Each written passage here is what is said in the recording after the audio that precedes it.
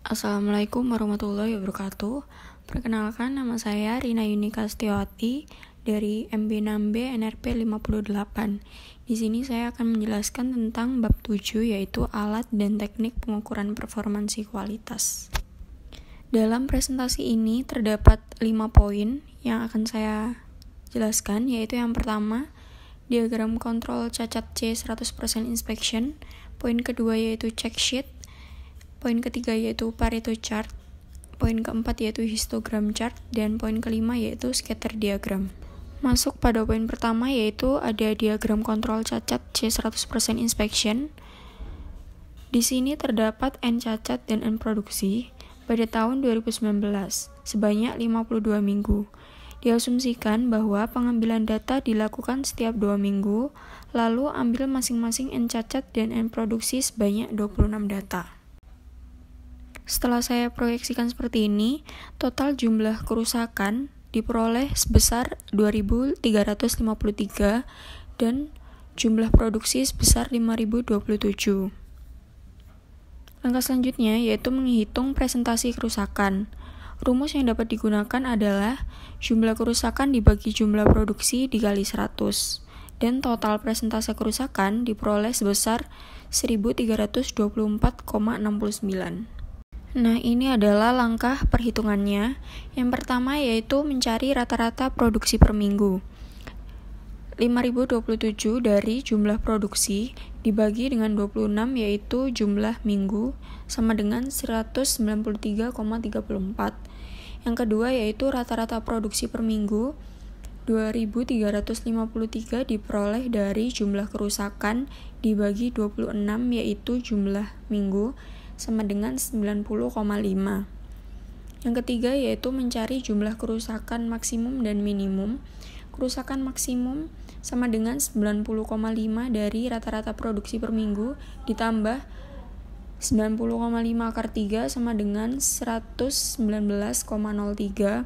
Lalu kerusakan minimum yaitu 90,5 diperoleh dari rata-rata produksi per minggu dikurangi 90,5 akar 3 sama dengan 61,96.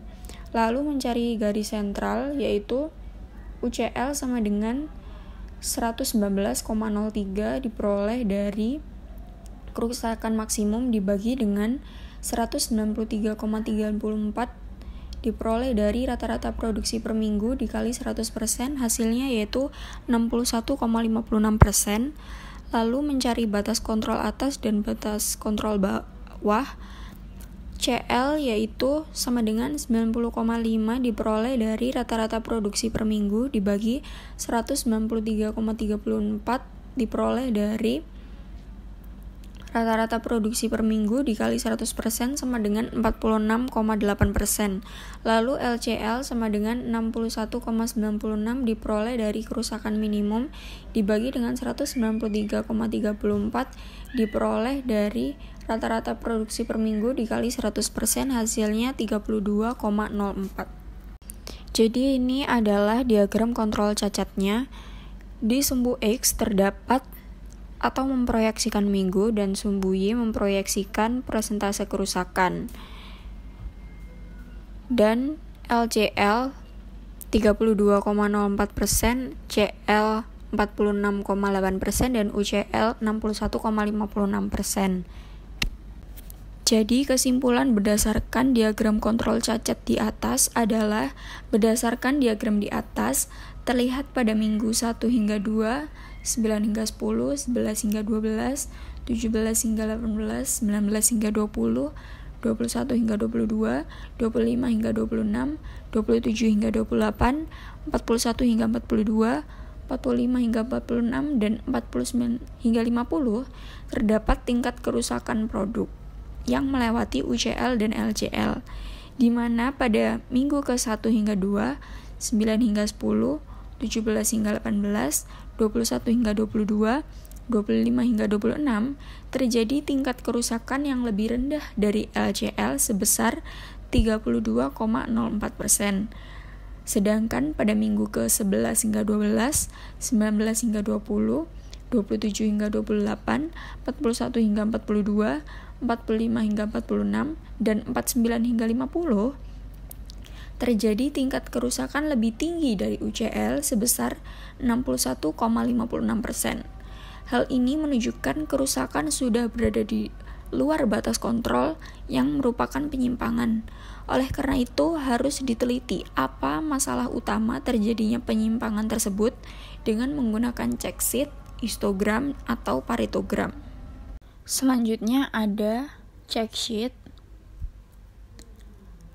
Nah, di dalam tabel ini sudah terdapat 10 jenis cacat, yaitu saya mengambil contoh cacat pada kain, dan sudah ada jumlah defect dari bulan Januari, Februari, Maret, April, Mei, Juni, Juli, Agustus pada masing-masing jenis cacat. Dalam check sheet tersebut, dapat ditarik kesimpulan bahwa yang pertama, check sheet digunakan untuk mencatat data tentang jumlah cacat dan persentase kerusakan. Lalu kesimpulan yang kedua yaitu rentang pengumpulan data itu dari bulan Januari hingga bulan Agustus. Lalu yang ketiga yaitu terdapat 10 jenis cacat yang tertera dalam check sheet. Di antaranya kenampakan kain yang berbeda, dark spot, wavy face, filling bands, filling streak, web streak, white speck, floating ends, filling streak and slab, dan kain berlubang. Lalu, kesimpulan yang terakhir, data yang telah terkumpul dan dicatat dalam check sheet dapat dianalisis dengan memasukkan data tersebut ke dalam grafik Pareto, histogram, dan lain-lain. Poin ketiga yaitu ada Pareto chart. Lalu sudah disediakan data Pareto. Nah, di sini sudah tertulis jenis cacat, yaitu ada 10 jenis cacat pada cacat kain. Yang pertama ada web streak, jumlahnya sebesar 78, floating end sebesar 78, filling band sebesar 59, wavy face sebesar 44, filling streak and slab sebesar 43, dark spot sebesar 42, kain berlubang sebesar 42, penampakan kain berbeda sebesar 30, white speck sebesar 19, filling streak 13, dan jumlahnya sebesar 448. Nah, di dalam data Pareto ini sebaiknya diurutkan dari frekuensi yang paling besar hingga yang terkecil. Lalu terdapat langkah-langkah mengerjakan Pareto, dan terdapat 8 langkah, yaitu yang pertama, mengidentifikasikan permasalahan yang akan diteliti dan penyebab-penyebab kejadiannya. Lalu yang kedua yaitu membuat catatan frekuensi kejadian pada lembaran check sheet atau lembaran periksa. Lalu yang ketiga yaitu membuat daftar masalah sesuai dengan urutan frekuensi kejadian. Jadi diurutkan dari yang tertinggi sampai ke yang terendah. Lalu yang keempat yaitu menghitung frekuensi kumulatif dan presentase kumulatif. Lalu yang kelima yaitu menggambarkan frekuensi dalam bentuk grafik batang. Yang keenam yaitu menggambarkan kumulatif presentase dalam bentuk grafik garis. Yang ketujuh yaitu menginterpretasikan Pareto chart tersebut. Dan yang terakhir yaitu mengambil tindakan berdasarkan prioritas kejadian atau permasalahan. Lalu selanjutnya yaitu tabel Pareto. Nah, di sini sudah terdapat 10 jenis cacat, yaitu cacat pada kain yang sudah saya jelaskan sebelumnya, beserta jumlah cacat tersebut sebesar 448. Langkah selanjutnya yaitu mencari presentase dan kumulatifnya. Presentase web streaks, di situ tertulis 17% didapatkan dari jumlah cacat web streak-nya sebesar 78 dibagi dengan jumlah totalnya 448 dikali 100%. Hasilnya 17%. Lalu kumulatifnya sebesar 17%. Lalu yang kedua yaitu floating ends. Jumlahnya sebesar 78 dan presentasinya 17% didapatkan dari jumlah cacat pada floating end sebesar 78 dibagi dengan jumlah total cacatnya sebesar 448 dikali 100% sebesar 17%. Dan kumulatifnya hasilnya menjadi 34% didapatkan dari kumulatif jenis cacat sebelumnya yaitu Rextrix sebesar 17% ditambah persentase floating ends sebesar 17%. Jika dijumlahkan menjadi 34% dan begitu pun seterusnya. Yang selanjutnya ada diagram Pareto. Di sumbu X terdapat jumlah kerusakan pada tiap jenis cacat, yaitu sudah terdapat 10 jenis cacat yang sudah saya jelaskan sebelumnya, yaitu pada cacat jenis kain. Lalu sumbu Y bagian kiri yaitu terdapat frekuensi dan sumbu Y bagian kanan terdapat kumulatifnya. Kesimpulan yang dapat diambil dari diagram Pareto adalah faktor dominan pada kecacatan produk ini adalah terdapat pada Rextrix dan floating ends sebesar 17%. Untuk itu, faktor yang harus diprioritaskan dalam perbaikan produk ini adalah kedua jenis cacat tersebut yang digunakan untuk meningkatkan kualitas produk. Poin yang keempat yaitu ada histogram chart. Dan disediakan data histogram sebagai berikut. Yang selanjutnya yaitu ada langkah-langkah mengerjakan histogram. Jadi di sini saya menuliskan terdapat 5 jenis atau 5 langkah mengerjakan histogram. Yang pertama yaitu mengumpulkan data pengukuran berupa data maksimal dan data minimal. Yang kedua yaitu menentukan besarnya range atau interval. Yang ketiga yaitu menentukan banyaknya kelas interval. Lalu yang selanjutnya yang keempat yaitu menentukan frekuensi dari setiap kelas interval, dan yang terakhir yaitu membuat tabel histogram. Selanjutnya yaitu ada implementasi rumus pada histogram. Jadi di slide sebelumnya sudah saya sajikan data histogramnya. Dan yang pertama yaitu menentukan jumlah data. Jadi data yang sudah saya tampilkan tadi dihitung ada berapa jumlah datanya. Dan jumlah datanya ternyata sebesar 80. Dan data maksimalnya setelah kita cari sebesar 79 dan data minimalnya sebesar 10. Lalu yang kedua yaitu rentang data. Rentang data atau range ini diperoleh dari data maksimal dikurangi data minimal. Nah, data maksimal dan data minimal tadi sudah kita cari, yaitu data maksimal sebesar 79 dan data minimal sebesar 10. Jadi, range data atau rentang data ini diperoleh dengan angka 69. Lalu yang ketiga yaitu ada banyak kelas. Didapatkan rumus 1 ditambah 3,3 log n. Nah, n sendiri tadi adalah jumlah data. Jadi, dapat kita cari dengan 1 ditambah 3,3 log 80. Hasilnya 7,2. Dan dibulatkan menjadi 7.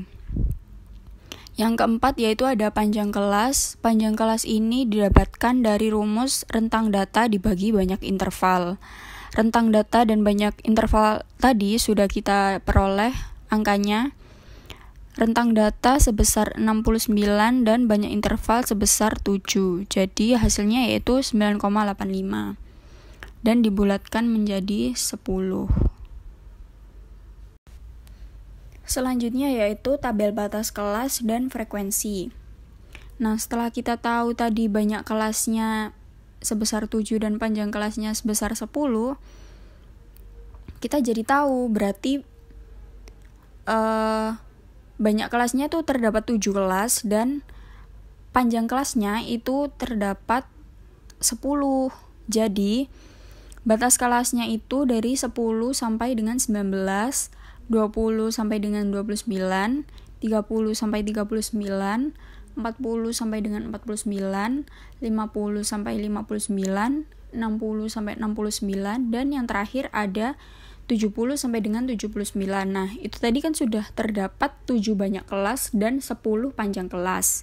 Sesuai yang sudah kita hitung di awal tadi.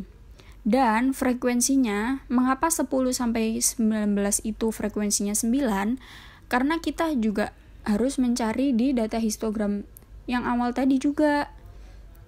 Jadi, dari angka 10 sampai dengan 19 itu terdapat berapa angka? Nah, setelah diketahui, frekuensinya 10 sampai dengan 19 itu terdapat sebanyak 9, 20 sampai dengan 29 itu terdapat 10 frekuensi, lalu batas kelas 30 sampai dengan 39 itu terdapat 11, 40 sampai dengan 49 itu terdapat 16, 50 sampai dengan 59 itu terdapat 11, 60 sampai 69 itu terdapat 10, dan yang terakhir yaitu 70 sampai dengan 79 terdapat 13. Nah, jadi total frekuensinya adalah 80 sesuai yang kita cari di implementasi rumus pada histogram tadi, seperti itu. Selanjutnya yaitu ada diagram histogram. Nah, di sumbu X terdapat batas kelas dan di sumbu Y ada frekuensi. Nah, di dalam batas kelas tadi terdapat 7 banyak kelas. Nah, kelas yang pertama yaitu 10 sampai dengan 19 itu frekuensinya sebesar 9. Lalu kelas 20 sampai dengan 29 itu terdapat 10 frekuensinya. Dan seterusnya sampai 70 sampai dengan 79 itu terdapat 13 frekuensinya. Nah, kesimpulan yang dapat kita tarik adalah yang pertama, kecenderungan sentral berada di antara interval 40 sampai dengan 49 dengan frekuensi 16. Jadi, di batas kelas 40 sampai dengan 49 ini, frekuensinya paling tinggi yaitu sebesar 16. Dan persebaran data terendah berada pada interval 10 sampai 19 dengan frekuensi 9. Jadi, di frekuensi yang paling kecil ini terdapat di batas kelas 10 sampai dengan 19.